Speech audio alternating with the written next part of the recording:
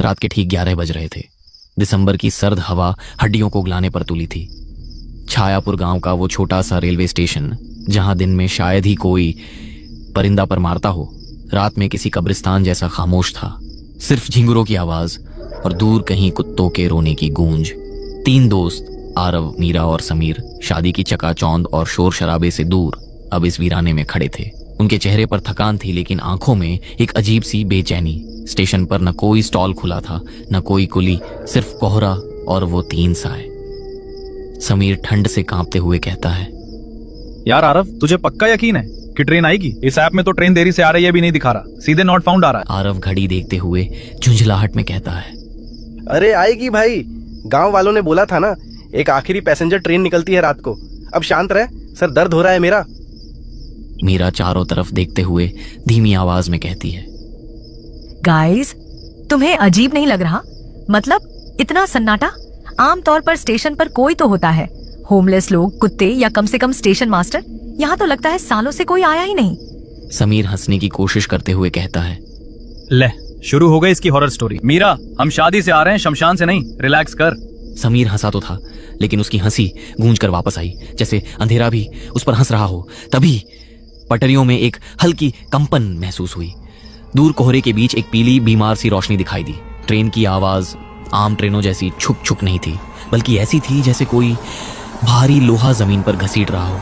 एक लंबी दर्दनाक सीटी बजी। ट्रेन प्लेटफॉर्म पर आकर रुकी, लेकिन उसमें से ब्रेक लगने की आवाज नहीं आई, बस एक गहरी सांस जैसी हिस्सा सुनाई दी। तभी आरव कहता है, लो आ गई, कहा था ना मैंने, चलो जल्दी चलो, कहीं ये भी ना निकल जाए। मीरा कंफ्यूजन में कहती है, 1 मिनट आरव, ये ट्रेन, ये डिब्बे, ये लोहे के नहीं, लकड़ी के लग रहे हैं, और अंदर अंदर इतना अंधेरा क्यों है? मीरा को जवाब देते हुए समीर कहता है, अरे बिजली खराब होगी यार, तू चलना, यहाँ ठंड से कुल्फी जम रही है मेरी। तीनों दोस्त हड़बड़ी में एक डिब्बे में चढ़ गए। उनके चढ़ते ही पीछे का लोहे का दरवाजा अपने आप बिना किसी आवाज के बंद हो गया।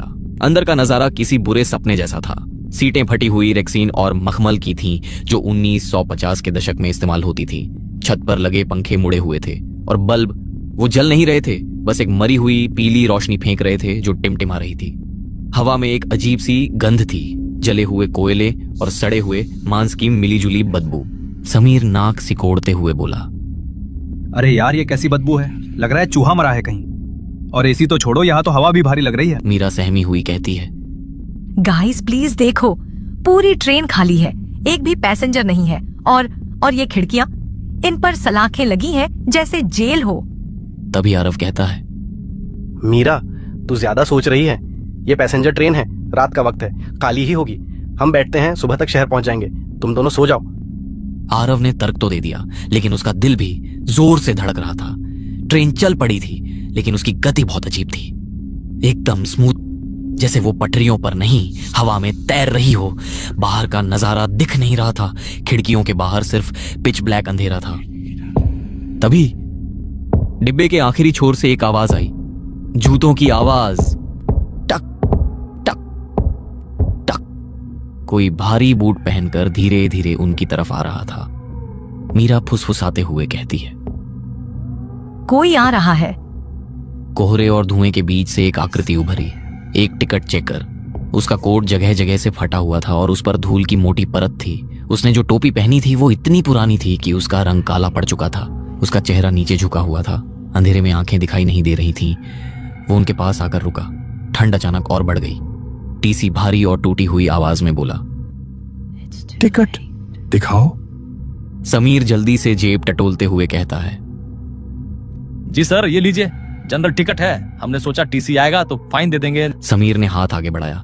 टीसी ने अपना हाथ उठाया। उसका हाथ राख जैसा सफेद था और नाखून नीले पड़ चुके थे। उसने टिकट नहीं लिया, बस हवा में हाथ घुमाया जैसे कुछ स्कैन कर रहा हो। टीसी धीमे स्वर में बोला, सफर बहुत लंबा है, बहुत लंबा। तभी आरव दिमाग पर जोर डालते हुए बोला, क्या मतलब? 2 घंटे में पहुंच जाएंगे ना? टीसी ने पहली बार अपना सिर उठाया। उसकी आंखों में पुतलियां नहीं थी, सिर्फ सफेद कोरापन था। उसके होंठ नहीं हिले, लेकिन आवाज सीधे उनके दिमाग में गूंजी। टीसी कहता है, मंजिल नसीब वालों को मिलती है, इतना कहकर वो टीसी आगे बढ़ा, 2 कदम चला और फिर जैसे धुएं का बवंडर बनता है वो हवा में घुल गया। मीरा चौंक जाती है और कहती है, वो कहाँ गया? तुमने देखा? वो अभी यहीं था, वो हवा में गायब हो गया।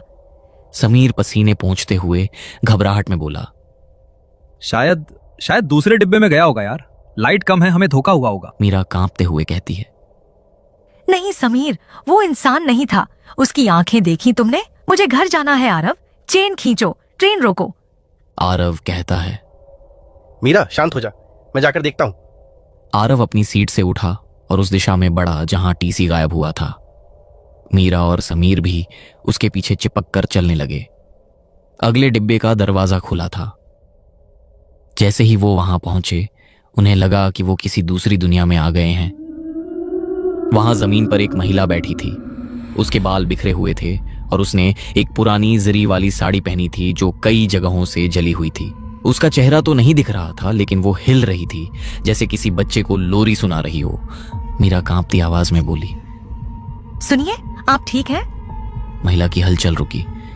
उसने धीरे धीरे अपनी गर्दन मोड़ी, इतनी मोड़ी कि वो इंसानी हड्डी टूटने की आवाज के साथ पीछे घूम गई। उसका आधा चेहरा जला हुआ था। उसकी आंखों में बेइंतहा दर्द और खौफ था। उसने अपना हाथ उठाया, वो हाथ पूरी तरह पटरियों की तरह काला और जला हुआ था। महिला फुसफुसाते हुए लेकिन गूंजती आवाज में बोली, उतर जाओ, इससे पहले कि वो जाग जाए, उतर जाओ। समीर डरते हुए कहता है, कौन जाग जाएगा? महिला अचानक कहती है, आग, हर तरफ आग है, भागो। अचानक वो महिला चीखते हुए उनकी तरफ लपकी, लेकिन जैसे ही वो मीरा को छूने वाली थी वो राख बनकर बिखर गई। तीनों दोस्त चीखते हुए पीछे गिरे। उनकी सांसें फूल चुकी थीं। आरव की नजर जमीन पर पड़ी एक चीज पर पड़ी। वो था धूल में सना हुआ एक पुराना अखबार। तभी आरव हांफते हुए बोला, ये क्या है? समीर उसे देख कहता है, अखबार है, पर ये इतना पीला क्यों है? हेडलाइन पढ़ते ही उसके पैरों तले जमीन खिसक गई। आरव अखबार पढ़ते हुए बोलता है, द टाइम्स ऑफ इंडिया, तारीख 13 दिसंबर 1953। मीरा टेंशन भरी आंखों से, 1953? क्या लिखा है आरव? आरव का गला सूखता है और आरव कहता है, हेडलाइन है, अंग्रेजों के द्वार की ट्रेन 13 मिडनाइट एक्सप्रेस एक डरावनी दुर्घटना का शिकार। इंजन फट गया, पूरी ट्रेन आग में झुलस गई, 800 यात्री मारे गए, कोई नहीं बचा। तभी समीर आंखें फाड़ कर बोला, क्या बकवास कर रहा है? अगर सब मर गए तो हम किस में बैठे हैं? तभी मीरा तस्वीर की ओर इशारा करते हुए कहती है, आरव, फोटो देखो, ये वही औरत है जो अभी हमें दिखी थी और उसके पीछे वो टीसी खड़ा है। तभी पूरी ट्रेन की लाइटें एक साथ बुझ गईं। सिर्फ बाहर से आती हुई लाल रंग की चमक डिब्बे के अंदर आ रही थी। ट्रेन की रफ्तार अचानक बढ़ने लगी। छुक छुक की आवाज अब चीखों में बदल गई थी। ऐसा लग रहा था जैसे पहिए पटरियों पर नहीं, हड्डियों पर चल रहे हों। तभी ट्रेन के एक खड़खड़ाते हुए स्पीकर से, जो बरसों से बंद पड़ा लग रहा था, अचानक एक कर्कश आवाज आई, ध्यान दें, अगला और आखिरी स्टॉप है सुरंग नंबर 13 जो जहन्नुम में जाता है। मीरा रोते हुए कहती है, यह सुरंग तो 1953 की दुर्घटना के बाद बंद कर दी गई थी। हम कहाँ जा रहे हैं? तभी समीर दरवाजे की तरफ भागा और उसे खोलने की कोशिश की, लेकिन वो वेल्डिंग की तरह जाम था। तभी खिड़की के कांच पर किसी ने जोर से हथेली मारी। देखते ही देखते कई जले हुए हाथ खिड़कियों पर चिपक गए। बाहर अनगिनत चेहरे थे, बिना आंखों वाले जले हुए चेहरे जो अंदर आने के लिए तड़प रहे थे। तभी फिर से टीसी आता है और कहता है, मंजिल आ गई है, टिकट का वक्त खत्म हुआ। अब किराया जिस्म से नहीं, रूह से लिया जाएगा।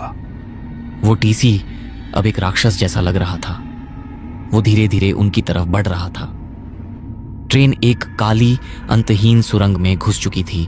तभी मीरा घबराई, डरी सहमी, रोते हुए बोली, हम मरने वाले हैं, हम भी इनके जैसे बन जाएंगे। तभी वही साड़ी वाली महिला फिर से डिब्बे के अंदर प्रकट हुई। उसने टीसी को एक पल के लिए रोक दिया। महिला साफ और तेज आवाज में बोली, मैं तुम्हें डराने नहीं आई, बचाने आई हूँ। सुनो मेरी बात। आरव कहता है, हमें बचाओ प्लीज। ये ट्रेन अपनी मौत को दोहराती है हर रात। हम सब इसमें कैद हैं। जो भी इसमें चढ़ता है वो हमेशा के लिए इसका हिस्सा बन जाता है। लेकिन तुम्हारे पास एक मौका है। क्या क्या करना होगा हमें? महिला कहती है। सुरंग के बीच में जहाँ एक्सीडेंट हुआ था वहाँ समय 1 सेकंड के लिए रुकता है। ठीक उसी पल जब तुम्हें एक लाल चमकीला ग्लो दिखे तब तुम्हें कूदना होगा। अगर एक पल भी देर हुई तो तुम हमेशा के लिए राख बन जाओगे। ट्रेन अब अपनी पूरी रफ्तार पर थी। डिब्बे के अंदर का तापमान भट्टी जैसा गर्म हो गया था। सीटें जलने लगी थीं, धुआं उनका दम घोंट रहा था। टीसी और बाकी परछाइयां उस महिला की रोशनी को चीरकर आगे बढ़ रहे थे। टीसी गुस्से में हुए बोला, नहीं, तुम इन्हें जाने नहीं दे सकती, ये हमारे हैं। महिला तीनों को कहती है, तैयार रहो, वो पल आने वाला है। ट्रेन एक जोरदार झटके के साथ कांपी। ऐसा लगा जैसे ट्रेन किसी अदृश्य दीवार से टकराई हो। सब कुछ स्लो मोशन में हो गया।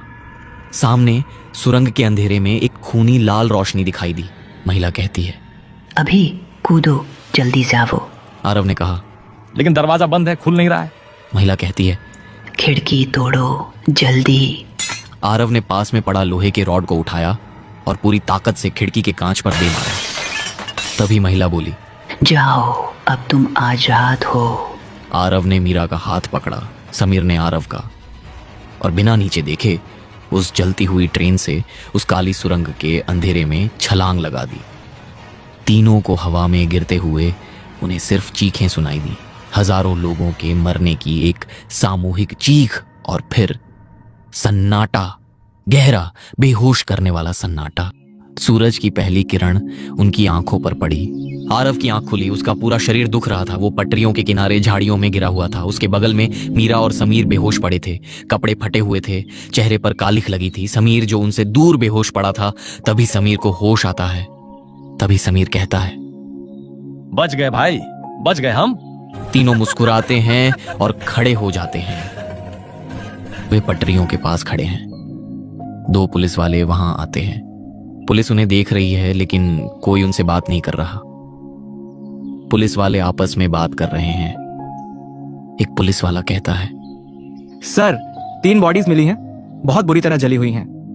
तभी आरव बोला, ये किसकी बात कर रही हैं? हेलो सर, क्या हुआ? आरव पुलिस वाले के कंधे पर हाथ रखता है, लेकिन उसका हाथ पुलिस वाले के शरीर के आर पार हो जाता है। मीरा चौंकते हुए बोली, आरव, तुम्हारा हाथ इनके आर पार कैसे गया? तभी समीर रोते हुए कहता है, उधर देखो। जहां पुलिस खड़ी थी वहां 3 लाशें पड़ी थीं। उनके कपड़े वही थे जो आरव, मीरा और समीर ने पहने थे।